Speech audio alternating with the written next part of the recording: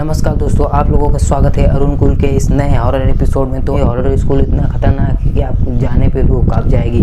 और आप अगर अकेले में वीडियो देख रहे हैं तो प्लीज़ आप 2-3 लोगों के साथ देखिए, या अगर आप रात में वीडियो देख रहे हैं तो प्लीज़ सुबह देख लीजिएगा। इस वीडियो को सेव कर दीजिए। चलिए वीडियो को बिना किसी देरी के स्टार्ट करते। तो बेसिकली ये घटना हमारे उत्तराखंड राज्य की है।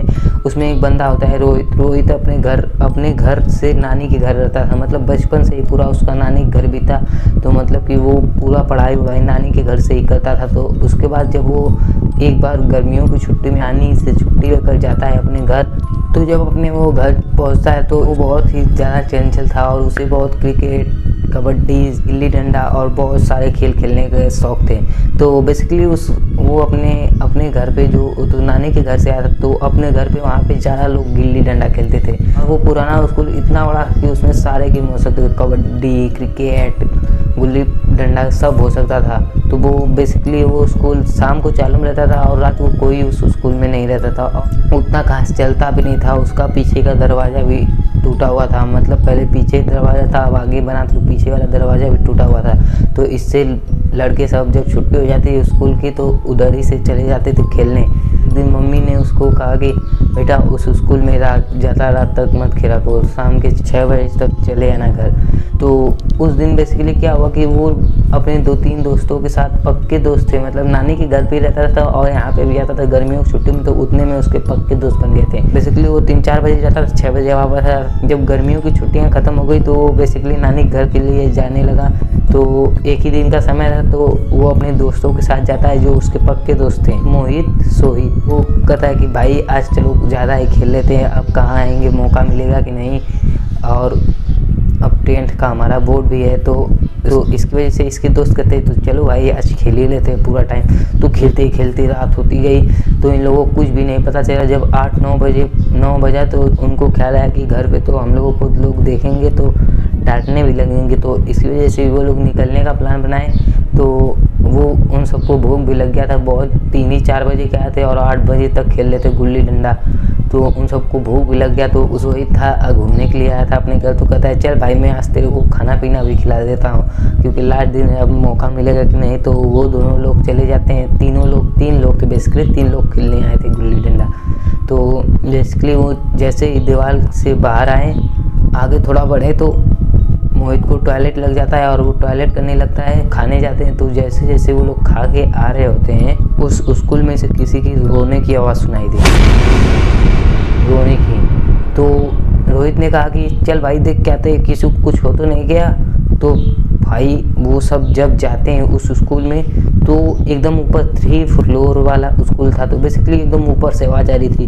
तो रोहित कहा चल भाई तीनों लोग चलते हैं, देखते हैं किसी को कुछ हो तो नहीं गया। तो जैसे ही वो लोग धीरे धीरे आगे बढ़ते हैं तभी देखते हैं कि उस रूम में तो कोई बैठ के कोने रो रहा है। तभी रोहित उसको आवाज़ लगता है कौन यहाँ पे इतनी जोर जोर से रो रहा है। तभी वो चुप हो जाता है और गायब हो जाता है। तो रोहित बहुत ज़्यादा डर जाते हैं, तीनों दोस्त बहुत ज़्यादा डर जाते हैं। थोड़ा सा आगे गए तो फिर रोने की आवाज़ आई, उसकी दोबारा रोने की आवाज़ आई। तो उन लोगों ने जाकर देखा तो वो चाकू लिया था अपने हाथ में और चाकू से अपनी गर्दन ऐसे कर रहा था, पूरा काटने जा रहा था, पूरा खून बह रहा था, ऐसे पूरा खून हो गया था उस क्लासरूम में। तो उसके बाद रोहित बहुत डर जाते हैं, बहुत जोर से भाग जाते हैं वहाँ से। एक दोस्त तो उसका गिर भी जाता है सीढ़ी, तो दोनों इसको उठाते हैं और जल्दी भागने लगते हैं और पीछे का दरवाजा तोड़ते ताड़ते भाग जाते हैं, तुरंत भागते हैं। स्कूल के पीछे एक रास्ता था। तभी रोहित एक गिल्ली लेकर मार देता है, उधर गिल्ली को ही मार देता है, ऐसे खंजाड़ में मार देता है। तो वहाँ पे चला जाता है और वहाँ पे जाता है जैसे उसका एक दोस्त मोहित जाता है जैसे ही लेने ही रोहित देखता है कि मोहित के पीछे तो कोई है। मोहित बहुत ज़्यादा डर जाता है, भाई तेरे पीछे कोई है। तो तभी वो पीछे ताकता है और वो भूत उसका गला पकड़ कर लेता है, ऐसे हवा में पूरा लटका देता है। ये लोग छुड़ा ही नहीं पा रहे थे, जैसे वो पत्थर का हो गया है। सोहित तो कुछ भी नहीं कर पा रहे थे, जैसे वो पत्थर का हो गया। कुछ थोड़ा भी नहीं हिला पा रहे थे, वो भी हट्टे कट्टे से सब भी नहीं हिला पा रहे थे। तो सोहित ने कहा चलो भाई गाँव जाते हैं और सबको बता कर आते हैं कि यहाँ पे मोहित को एक भूत ने पकड़ लिया है। और वहाँ पे तो सभी लोग जाते हैं मोहित के घर, दोनों दोस्त जाते हैं मोहित के घर। तो उसके पापा को बताते हैं, मोहित अंकल चिल्लाते हैं। तो मोहित के पापा बाहर आते हैं कहते हैं क्या हुआ बच्चों, इतनी रात गए तुम लोग क्या कर रहे हो?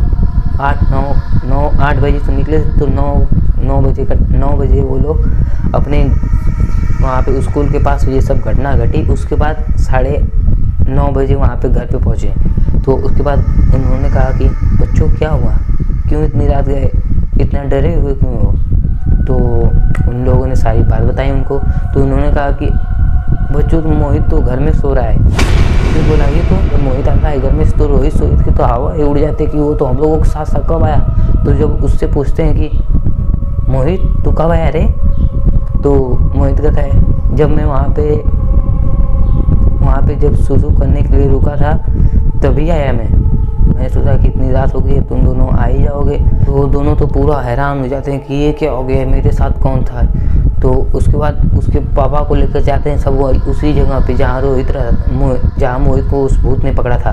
तो जैसे ही वो लेकर जाते हैं उसको मोहित पापा कहते हैं कि यहाँ पे तो कोई नहीं है।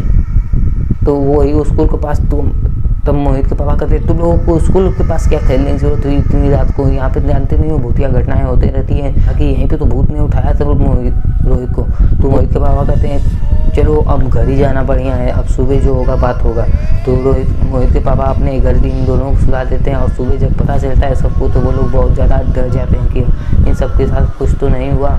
जब मोहित के पापा सुबह उठते देखते हैं मोहित की मृत्यु हो गई और उसके गले पे निशान भी है बहुत ज़्यादा, जैसे किसी ने बहुत ज़्यादा चाप पे पकड़ लिया या रस्सी से बांध कर जैसे इसको मार डाला है पूरा। तो वो लोग बहुत ज़्यादा डर जाते हैं। उसके बाद मोहित की अंतिम संस्कार होती है, तभी रोहित चला जाता है अपने घर। उसके बाद उस स्कूल में ताला लग जाता है और कोई नहीं